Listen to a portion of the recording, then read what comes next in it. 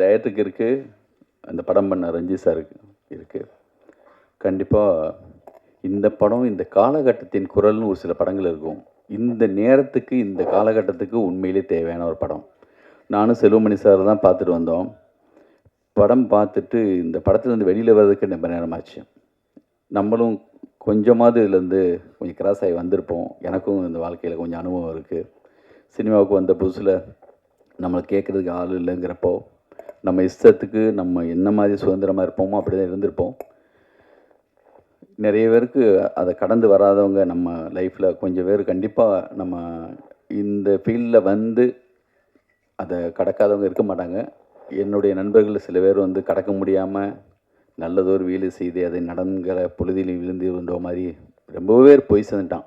மிகப்பெரிய பேரறிவோடெல்லாம் ஒரு சிலர் இருப்பான். இவனுக்கு இருக்கிற அறிவெல்லாம் நம்மளுக்கு இருக்கா? நம்மளாம் தெரியாமல் சினிமாவுக்கு வந்துட்டோம். உலக சினிமாலாம் பேசுகிறாங்கன்னு சொல்லி நான் பார்த்து பிரமித்த பல பேர் வந்து சேரவே இல்லை.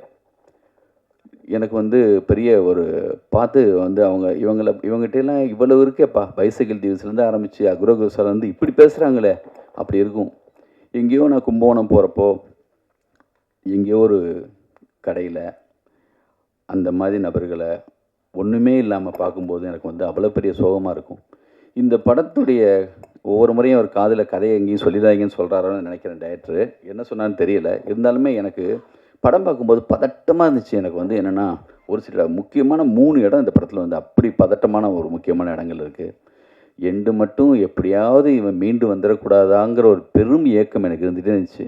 திரும்பி போய் இதுக்குள்ளே விழுந்துடக்கூடாதே, எப்படியாவது மீண்டுடணும், அந்த வெளிச்சம் அந்த சின்ன ஒரு அப்படி வெளிச்சம் மேலே பற்றக்கூடாதான்னு ஒரு பெரிய ஏக்கம் இருந்துச்சு. இது வந்து இந்த அரசாங்கத்துக்கு போடுற இந்த படம் ஒரு மனு மாதிரி பார்க்குறேன் நான். அப்படி ஒரு படம் எல்லாருமே அமைஞ்சு வந்ததுன்னு ஒரு சில படங்களை சொல்லுவாங்கள்ல. கேமராமேன்லேருந்து ஆரம்பித்து மியூசிக் டைரக்டரு, ஆர்டிஸ்ட்டு, குரு சோமசுந்தரம், அந்த ஹீரோயின் எல்லாருமே அவ்வளோ பர்ஃபெக்டாக அந்த படத்தில் பண்ணியிருக்காங்க. இந்த படத்தை எடுக்க இந்த காலகட்டத்தில் எடுக்கிறதுக்கு துணிஞ்ச ரஞ்சித்துக்கு, அப்புறம் பலூன் பிக்சர்ஸ் போஸ்டர்ஸ் வந்து எல்லாத்துலேயும் ஒட்டி இருந்துச்சு. என்னடா இவ்வளோ நெருக்கி இவ்வளோ அழகாக ஒட்டியிருக்காங்களேன்னு பார்த்தேன். கண்ணை ஒரு தடவை மணி சார் தான் சொன்னாராம், காலையில் விடிஞ்சா எல்லாத்துலேயும் மஞ்சளாக தெரியும்னு சொல்லி அலைபாயதுக்காக ஒரு போஸ்ட் ஓட்ட சொன்னார். அது மாதிரி எங்கே பார்த்தாலும் கையில் தொங்கிட்டு இருக்கிறது தான் இருக்குது சிட்டி மொத்தமும். காரணம் என்னன்னு பார்த்தா அப்புறம் தான் தெரிஞ்சது அண்ணன் இருக்கார் அதுலன்னு. வாழ்த்துக்கள் மொத்தமாக இந்த டீம் மொத்தத்துக்கு வாழ்த்துக்கள். இது பிரச்சாரமான ஒரு படம்லாம் கிடையாது.